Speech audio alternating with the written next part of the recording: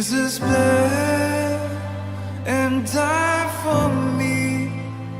I see his wounds, his hands, his feet. My Savior on that cursed tree. His body bound and drenched in tears, they laid him down.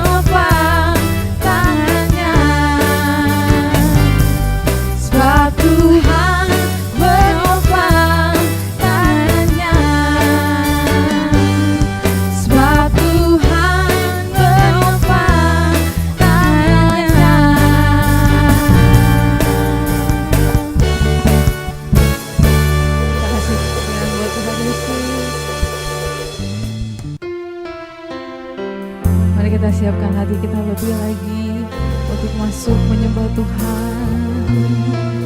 Haleluya. Sungguh kami bersyukur Tuhan punya Allah seperti Engkau.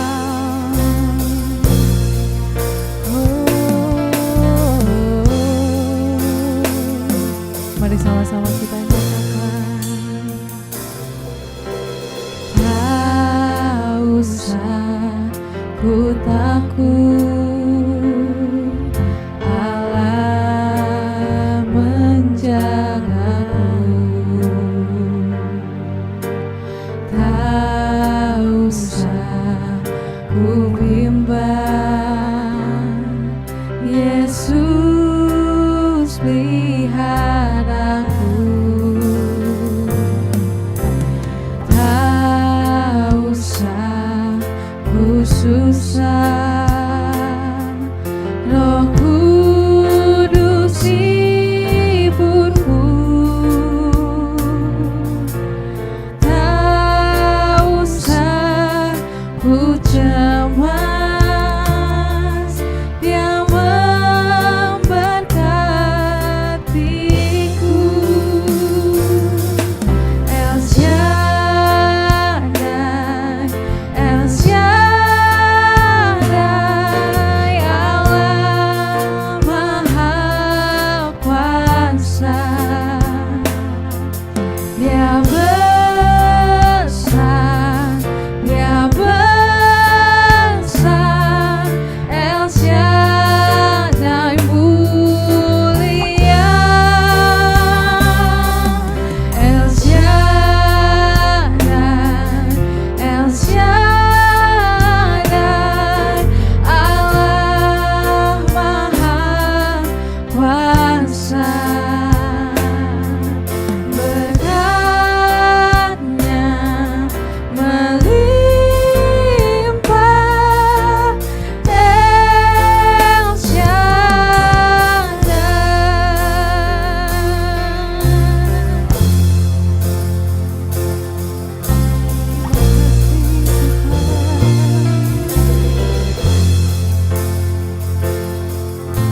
Sekali lagi sama-sama kita nyatakan.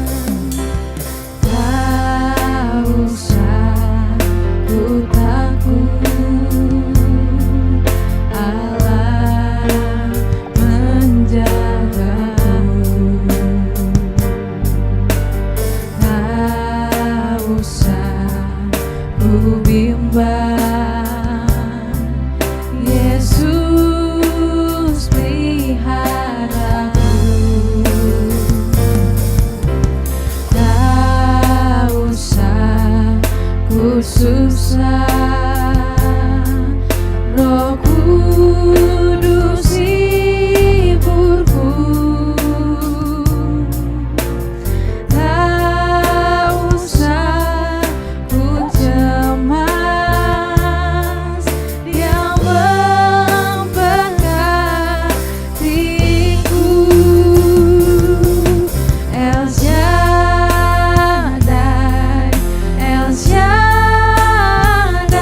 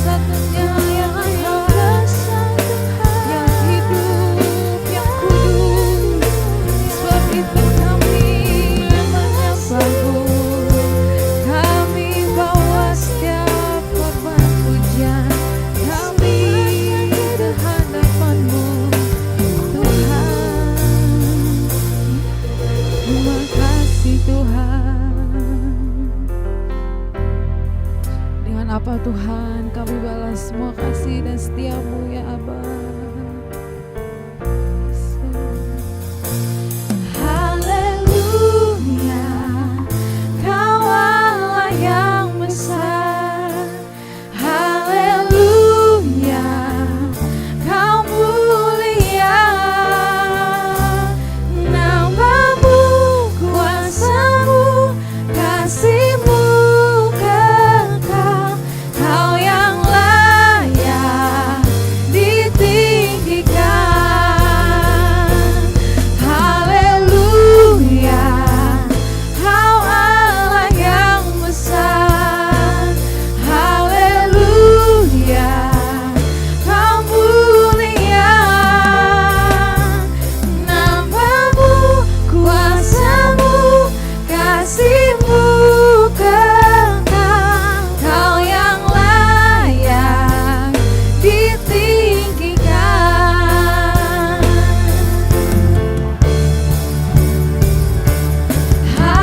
Haleluya, Kau Allah yang besar. Haleluya, Kau mulia. Namamu, kuasamu, kasihmu kekal. Kau yang layak ditinggikan. Haleluya, Kau Allah yang besar. Haleluya, Kau mulia. Namamu, kuasamu, kasihmu kekal. Kau yang layak ditinggikan. Namamu, kuasamu, kasihmu kekal. Kau yang layak ditinggikan. Namamu, kuasamu, kasihmu kekal. Kau yang layak ditinggikan.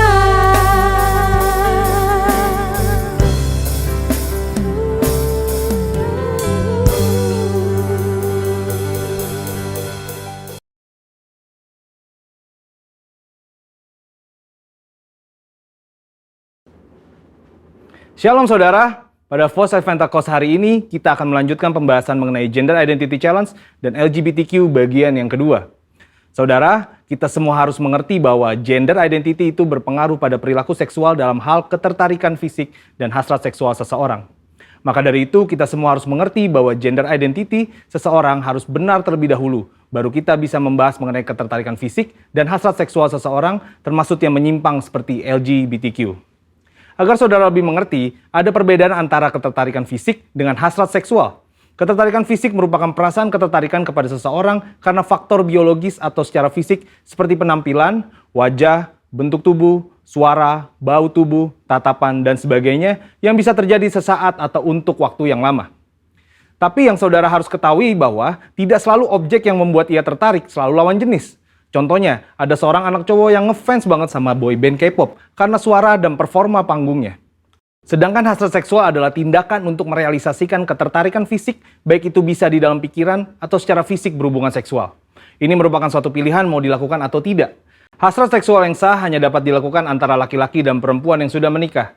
Dari sini kita bisa melihat bahwa gender identity merupakan kunci sebelum memasuki tahapan ketertarikan fisik dan hasrat seksual. Jika gender identity-nya sudah terjadi penyimpangan, maka secara otomatis ketertarikan fisik dan hasrat seksualnya terjadi penyimpangan.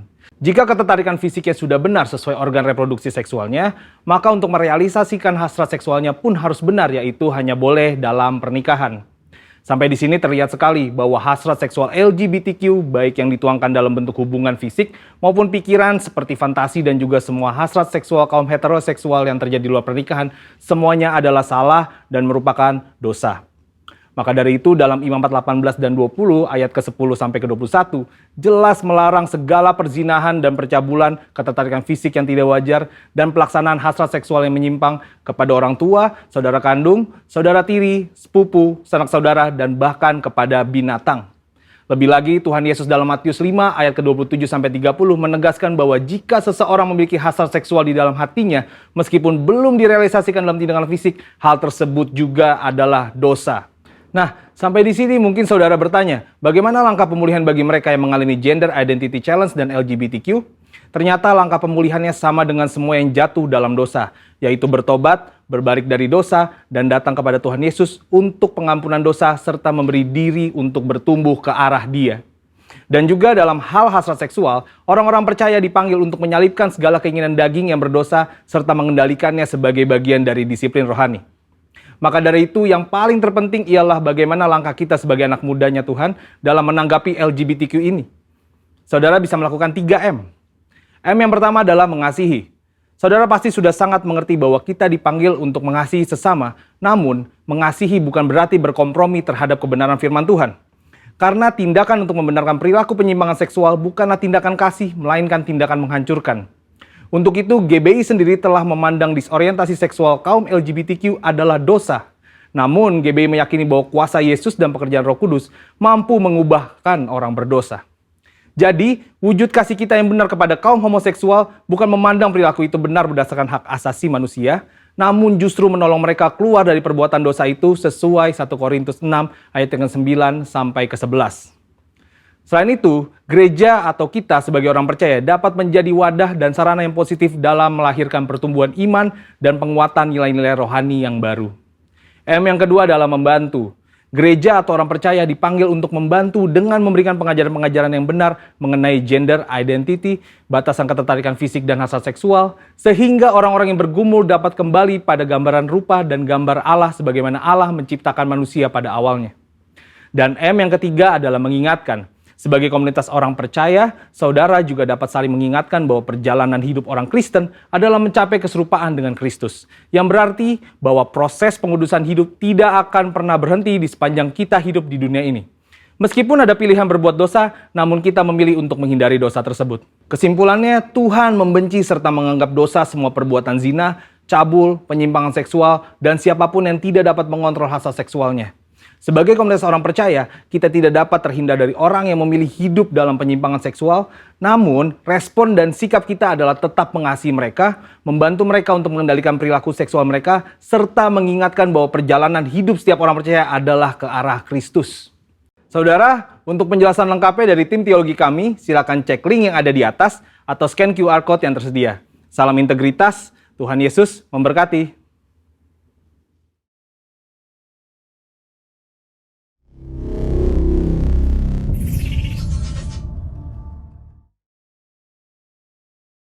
Shalom saudara sekalian, jumpa lagi dengan saya, Pendeta Rubin Adi Abraham, di mana saya hari ini akan menyampaikan firman Tuhan dengan judul Melangkah Maju dalam Tuhan. Saya mau bacakan firman Tuhan Keluaran pasal yang ke-5 ayat 1-3 yang berbunyi demikian. Kemudian Musa dan Harun pergi menghadap Firaun, lalu berkata kepadanya, beginilah firman Tuhan Allah Israel, biarkanlah umatku pergi untuk mengadakan perayaan bagiku di padang gurun. Tetapi Firaun berkata, siapakah Tuhan itu yang harus kudengarkan firman-Nya untuk membiarkan orang Israel pergi? Tidak kenal aku Tuhan itu, dan tidak juga aku akan membiarkan orang Israel pergi. Lalu kata mereka, Allah orang Ibrani telah menemui kami, izinkanlah kiranya kami pergi ke padang gurun 3 hari perjalanan jauhnya untuk mempersembahkan korban kepada Tuhan Allah kami, supaya jangan nanti mendatangkan kepada kami penyakit sampar atau pedang. Saudara sekalian, perjalanan rohani kita bisa diibaratkan seperti perjalanan orang-orang Israel keluar dari Mesir, tanah perbudakan, menuju Kanaan, tanah perjanjian. Mesir seringkali diibaratkan sebagai simbol dunia, perkara-perkara duniawi, sedangkan Firaun, pemimpin Mesir, itu seringkali melambangkan iblis. Nah, ketika umat Israel, umat Tuhan ingin beribadah 3 hari perjalanan jauhnya ke padang gurun. Mereka dilarang oleh Firaun. Tetapi melalui 10 tulah yang ditimpakan, akhirnya terpaksa diizinkan. Namun saudara lihat, ternyata tidak semudah itu izin diberikan. Ada berbagai tahapan, hambatan, sehingga sebetulnya orang Israel tidak terlalu mudah untuk bisa beribadah seperti yang mereka inginkan. Nah, di dalam kehidupan rohani kita untuk menuju kedewasaan seperti Kristus, kita juga seringkali menemui hambatan-hambatan dari kuasa dunia atau si iblis. Nah, kita harus melangkah maju di dalam Tuhan. Ada 4 langkah yang kita harus lakukan supaya kita sampai pada the promised land, tanah perjanjian, yaitu kehidupan yang sesuai dengan kehendak Tuhan. Saudara, yang pertama dalam Keluaran 8 ayat 25 dikatakan demikian. Lalu Firaun memanggil Musa dan Harun serta berkata, "Pergilah persembahkanlah korban kepada Allahmu di negeri ini." Jadi Firaun mengizinkan mereka beribadah, tapi tidak boleh meninggalkan Mesir yang merupakan gambaran duniawi. Udah di sini saja, jangan pergi jauh-jauh. Nah, ini melukiskan seperti setan itu bilang, oke, mau jadi Kristen gak apa-apa, tapi jangan tinggalkan hidup duniawi kamu. Biar sama aja seperti dulu. Sehingga banyak orang Kristen lagu hidupnya, aku masih seperti yang dulu. Ya bedanya cuma satu, hari Minggu ke gereja, tapi yang lain gak ada bedanya. Jadi di gereja alim, di luar gereja lalim. Di gereja berdoa, di luar gereja berdosa. Di gereja saleh, di luar gereja salah. Di gereja Alkitab, di luar gereja alkohol. Nah saudara sekalian, ini adalah bujukan daripada si iblis. Supaya kita tidak pernah berubah. Tetapi Musa ngotot, kita harus pergi meninggalkan tanah Mesir yang merupakan gambaran duniawi. Jadi langkah pertama untuk kita maju secara rohani, saya sebut sebagai pertobatan. Kita harus meninggalkan kehidupan yang lama, berubah dan menjadi ciptaan yang baru di dalam Tuhan Yesus Kristus. Saudara sekalian, pertobatan itu berasal dari kata Yunani metanoia, artinya perubahan pola pikir yang mengakibatkan perubahan perilaku. Sehingga kita berbeda dari hidup yang lama menjadi ciptaan yang baru. Lalu kalau misalnya dulu sebelum Kristen kita suka mencuri, lalu udah jadi Kristen kita mencuri juga, apa bedanya? Kita mesti berbeda dong. Orang bule sama orang Indonesia juga ada bedanya. Katanya kalau orang bule masuk restoran disodorin menu, yang dia lihat yang kiri, makanan apa yang dijual, capcay, puyung hai, barongsai. Orang Indonesia kalau lihat yang kanan, mana yang paling murah itu yang dia pesen. Orang bule kalau naik taksi yang dia lihat pemandangan di luar. Orang Indo kalau naik taksi yang dilihat apa? Argometer, saudara sekalian. Nah, jadi bule sama Indo aja ada bedanya. Apalagi orang Kristen yang sudah lahir baru sama orang yang belum bertobat. Mesti ada perbedaan yang kontras. Di mana kita harus meninggalkan sifat-sifat dari kehidupan yang lama. Ini sejalan seperti panggilan Tuhan kepada Abram dalam Kejadian pasal 12 ayat yang pertama dikatakan demikian. Maka berfirmanlah Tuhan kepada Abraham, pergilah dari negerimu dan dari sanak saudaramu dan dari rumah bapamu ini ke negeri yang akan kutunjukkan kepadamu. Tuhan memanggil Abraham keluar dari hidup lama, keluar dari lingkungan, karena dia ingin dijadikan sebagai bangsa pilihan Allah. Dalam perjanjian baru firman Tuhan juga berkata demikian. 2 Korintus 6 ayat 17. Sebab itu keluarlah kamu dari antara mereka dan pisahkanlah dirimu dari mereka, firman Tuhan, dan janganlah menjamah apa yang najis, maka aku akan menerima kamu. Tuhan mau kita membuang kenajisan, buang berhala, karena itulah tandanya kita benar-benar bertobat. Pertobatan yang dinyatakan dalam tindakan hidup kudus. Hati yang bertobat memang hanya Tuhan yang lihat. Tapi buah pertobatan harus bisa dilihat orang lain. Dan apa buah pertobatan? Yaitu hidup yang benar di hadapan Tuhan. Nah, ada peringatan Tuhan di dalam Wahyu 22 ayat 11. Apalagi ini makin nyata di akhir zaman. Dikatakan demikian. Barang siapa yang berbuat jahat, biarlah ia terus berbuat jahat. Barang siapa yang cemar, biarlah ia terus cemar. Dan barang siapa yang benar, biarlah ia terus berbuat kebenaran. Barang siapa yang kudus, biarlah ia terus menguduskan dirinya. Tuhan sedang melakukan pemisahan lalang dan gandum, domba dan kambing, anak dari yang pandai dan anak dari yang bodoh. Sehingga yang jahat semakin jahat, yang baik, yang benar akan semakin benar. Dan kita harus benar-benar mengalami pertobatan. Saudara, Maleakhi 3 ayat 18 juga berkata, maka kamu akan melihat kembali perbedaan antara orang benar dan orang fasik, antara orang yang beribadah kepada Allah dan orang yang tidak beribadah kepadanya. Ini doa saya, supaya kita semuanya masuk pada langkah pertama, yaitu pertobatan. Yang berikutnya kita baca di dalam Keluaran 8 ayat 28. Lalu kata Firaun, baik, aku akan membiarkan kamu pergi untuk mempersembahkan korban kepada Tuhan Allahmu di padang gurun. Hanya janganlah kamu pergi terlalu jauh. Nah, ini yang kedua, jangan pergi terlalu jauh. Oke deh, kamu tidak perlu beribadah di Mesir, gambaran duniawi. Kamu boleh beribadah di padang gurun, tapi jangan terlalu jauh. Nah saudara, kadang-kadang setan juga menggoda kita. Oke, jadi Kristen gak apa-apa, ke gereja sesekali boleh. Tapi jangan terlalu ekstrim, terlalu sungguh-sungguh. Jangan terlalu fanatik, jangan mati-matian untuk Tuhan. Udah biasa-biasa aja, ya biasa aja. Iblis seringkali menghambat pertumbuhan rohani kita. Sehingga akibatnya kita menjadi orang Kristen yang pasif, tidak antusias, dibakar tidak menyala, disiram tidak basah. Padahal Tuhan mau kita benar-benar maju di dalam Dia. Karena itu setelah langkah pertobatan harus ada langkah berikutnya, yaitu pertumbuhan rohani.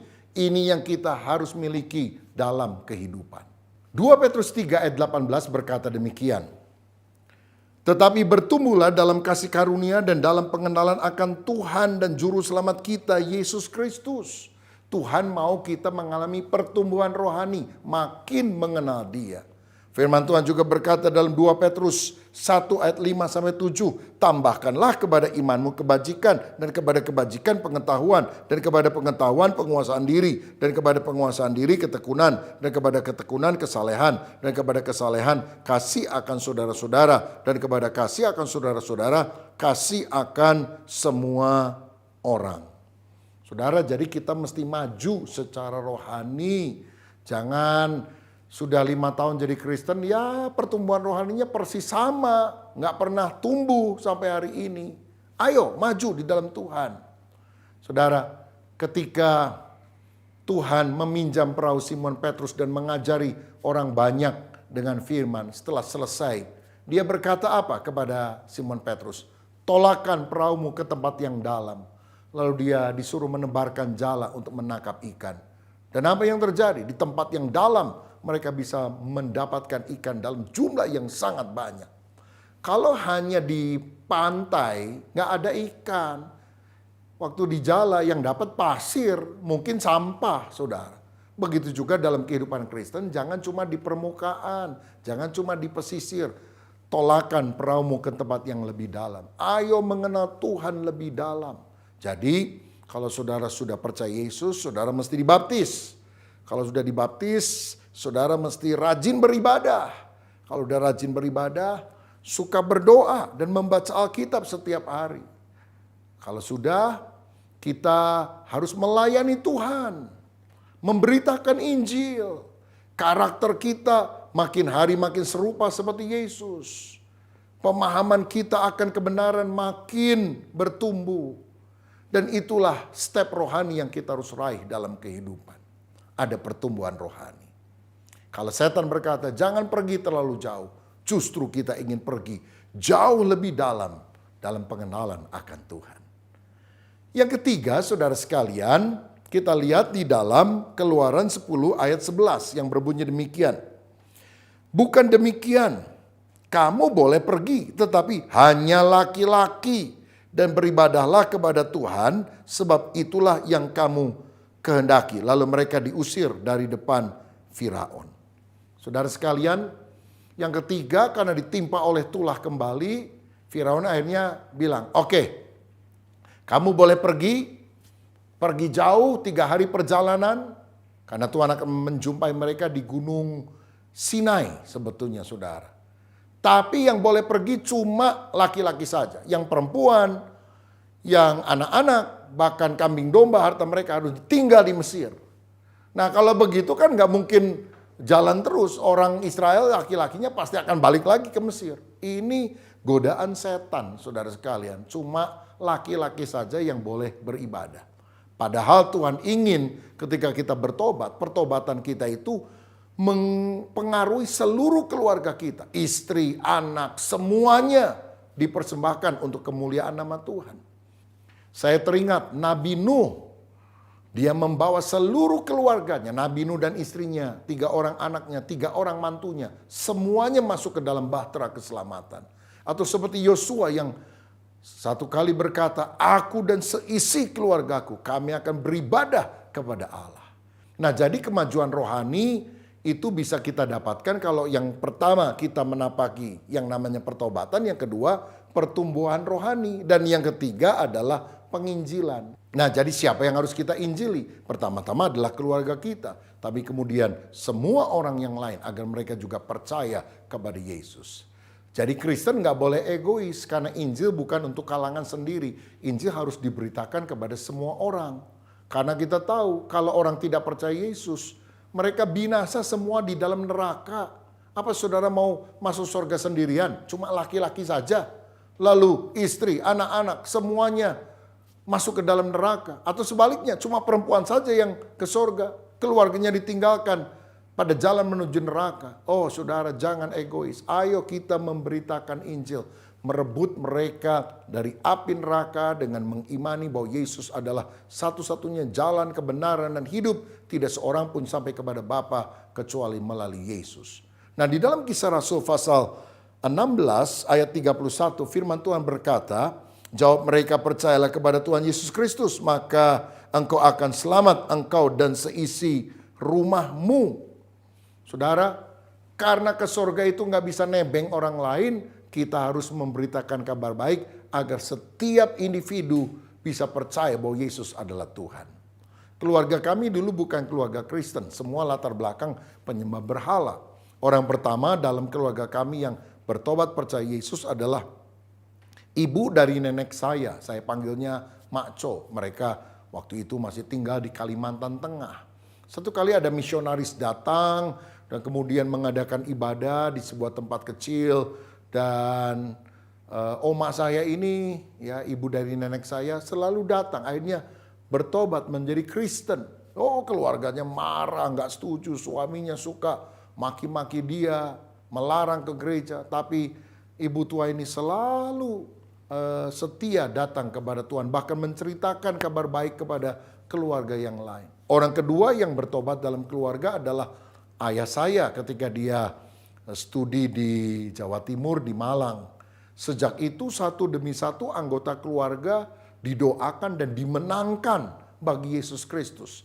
Sekarang kira-kira mungkin ada 150 orang anggota keluarga dan famili dekat semuanya jadi Kristen. Dan banyak di antara kami yang kemudian dipanggil menjadi hamba Tuhan yang memenangkan banyak jiwa-jiwa, membaptis ribuan orang untuk kemuliaan Tuhan. Tetapi kita tidak bisa berbangga hati karena yang dipakai di dalam keluarga kami untuk memenangkan keluarga itu adalah seorang nenek tua sederhana yang buta huruf. Tapi dia sungguh-sungguh cinta Tuhan dan memberitakan kabar baik kepada seluruh keluarga. Saya yakin kalau nenek tua buta huruf bisa dipakai oleh Tuhan untuk memenangkan jiwa, apalagi saudara. Maukah engkau dipakai untuk menjangkau keluargamu bagi Kristus? Mungkin saudara bilang, susah. Ya memang, tapi bagi Tuhan tidak ada yang mustahil. Tetap aja menabur benih Injil. Nanti Tuhan yang akan menumbuhkannya. Karena inilah kemajuan yang Tuhan inginkan dalam hidup kita, yaitu penginjilan. Lalu yang keempat, yang terakhir, untuk maju di dalam Tuhan, saya lihat di dalam Keluaran pasal 10 ayat 24 firman yang berkata, lalu Firaun memanggil Musa serta berkata, pergilah, beribadahlah kepada Tuhan, hanya kambing dombamu dan lembu sapimu harus ditinggalkan, juga anak-anakmu boleh turut beserta kamu. Nah ini saudara, ini tipuan si Firaun lagi. Oke, kamu boleh pergi, Suami pergi, istri pergi, anak-anak pergi. Tapi kambing dombamu, harta bendamu harus tetap tinggal di Mesir. Ini menunjukkan saudara, setan itu tahu orang tidak akan pernah maksimal di dalam kecintaan kepada Kristus kalau dianya beribadah tapi harta bendanya masih terikat oleh perkara-perkara duniawi dan tidak digunakan untuk kemuliaan nama Tuhan. Tuhan mau seantero hidup kita, termasuk harta milik kita, itu dipersembahkan untuk kemuliaan nama Tuhan.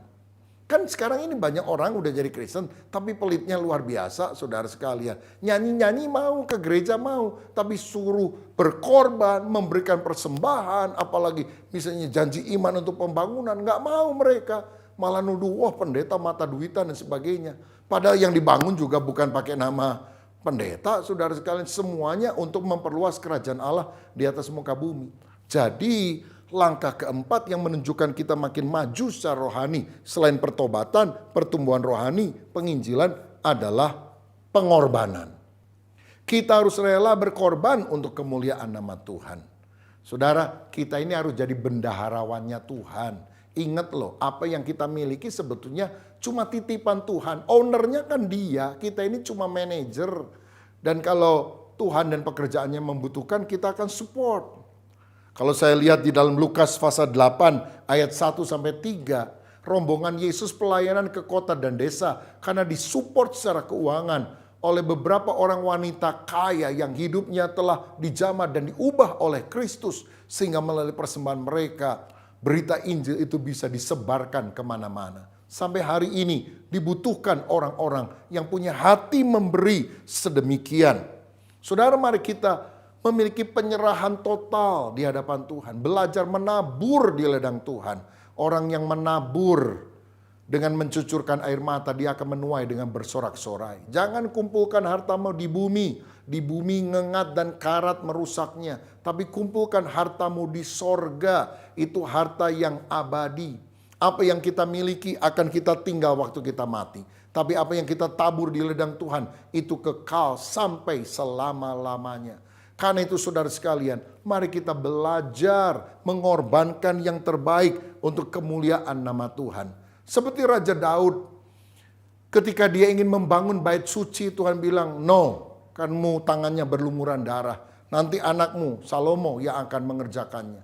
Tapi apakah setelah ditolak Daud berdiam diri? Tidak. Dia mengumpulkan harta benda kekayaan negara untuk dipersiapkan bagi pembangunan bait suci.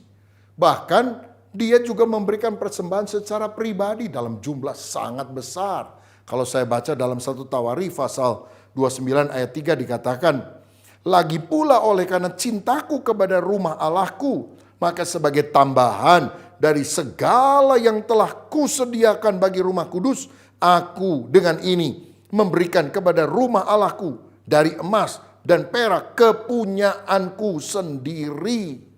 Oh, ini orang yang sungguh-sungguh cinta Tuhan. Dia nggak hitung-hitungan, dia berkorban dalam jumlah yang sangat besar. Sehingga bait Allah di kemudian hari itu menjadi bangunan yang sangat megah, sangat luar biasa. Walaupun Daud tidak pernah menikmatinya. Istilahnya nggak pernah kebaktian di sana. Tapi ini kan untuk Tuhan, saudara sekalian. Dan saya percaya ada pahala yang Tuhan berikan bagi orang yang setia menabur di ladang Tuhan. Maukah saudara hari ini mengambil komitmen untuk tidak stuck secara rohani? Sudah bertahun-tahun gitu aja kerohaniannya. Ayo maju dalam Tuhan. Pertama mesti ada pertobatan. Yang kedua mesti ada pertumbuhan rohani. Yang ketiga saudara harus ikut serta dalam penginjilan kepada keluarga dan teman-teman yang lain. Dan yang keempat, saudara harus memiliki pengorbanan. Belajar menabur di ladang Tuhan. Karena kita tahu semua adalah miliknya. Dan biarlah kita menjadi bendaharawan Allah untuk menyalurkan apa yang merupakan milik Tuhan. Tuhan Yesus memberkati. Mari kita berdoa. Bapa, jadikan kami orang Kristen yang tumbuh rohaninya secara pesat ya Tuhan. Tidak terhambat oleh godaan Firaun, yaitu iblis yang berusaha untuk menyeret kami. Tidak pernah maju. Jadi Kristen tapi hidup tidak pernah berubah seperti orang dunia. Jadi Kristen tapi suam-suam kuku. Jadi Kristen tapi tidak pernah memberitakan Injil. Jadi Kristen tapi pelitnya minta ampun. Mulai hari ini seluruh hidup kami persembahkan untuk menjadi kemuliaan nama Tuhan. Tuhan, kami mau maju di dalam Engkau. Kami tidak hanya mau menjadi pendengar firman, kami mau menjadi pelaku firman. Ya Roh Kudus, urapi kami dengan kuasa-Mu sehingga kami sungguh-sungguh mempersembahkan segalanya bagi Yesus. Di dalam nama Yesus kami berdoa dan mengucap syukur. Haleluya. Amin. Tuhan Yesus memberkati. Salam sehati. Mari kita tundukkan kepala sebelum kita mengakhiri ibadah pada pagi hari ini. Bapa, kami bersyukur kepadamu atas anugerah yang besar, pemeliharaan yang senantiasa terjadi dalam kehidupan kami pada masa-masa COVID sampai pada hari ini. Kami percaya begitu besar pertolongan Tuhan, perlindungan Tuhan, penyertaan Tuhan di dalam kehidupan keluarga kami masing-masing. Kami berdoa Tuhan, biar setiap firman yang diberitakan, Roh Kudus menerangi kami semua, supaya kami semua menerima, mengerti dan melakukan pesan Tuhan bagi kami pada hari ini. Kami juga berdoa bagi bangsa kami Indonesia. Kami serahkan Indonesia ke dalam tangan-Mu. Kami percaya Tuhan tetap pelihara, Tuhan tetap pegang, Tuhan tetap menjagai bangsa kami Indonesia. Berdoa untuk Presiden, Wakil Presiden, seluruh menteri, aparat keamanan, TNI, dan Polri, bersama seluruh jajaran yang lainnya. Tuhan, Engkau memberikan hikmat kepada mereka. Engkau juga memberikan kesehatan kepada mereka, supaya mereka menjalankan tugas untuk memimpin bangsa ini dengan benar. Kami juga berdoa memberkati gembala pembina kami, Pendeta Insinyur Niko Nyotorharjo bersama para wakil. Kami juga berdoa memberkati gembala rayon kami, Bapak Pendeta Wiweko Mulyono, biar kasih karunia anugerah yang besar, kesehatan menyertai para pemimpin rohani. Demikian juga kepada seluruh jemaat Tuhan. Ya Tuhan, lindungi kami semua, pelihara kami semua dalam tangan kasih karunia Tuhan Yesus. Terima kasih ya Tuhan. Jemaat yang dikasih Tuhan, sebelum kita pulang, mari kita angkat tangan kita buka hati kita untuk siap menerima berkat Tuhan. Ya Bapa di surga, berkatilah seluruh jemaat Tuhan. Berkatilah keluarga mereka. Berkatilah suami istri, anak-anak mereka. Berkatilah usaha dan pekerjaan mereka. Biarlah kasih karunia Tuhan Yesus yang berlimpah-limpah Engkau anugerahkan, Engkau curahkan dalam kehidupan mereka. Bersama-sama dengan persekutuan yang manis dengan Roh Kudus, selalu menyertai jemaat-Mu, mulai pagi hari ini, sampai kita semua dijemput di awan-awan yang mulia. Yang percaya, kita sama-sama katakan, Amin. I cast my mind to Calvary, where Jesus bled and died for me.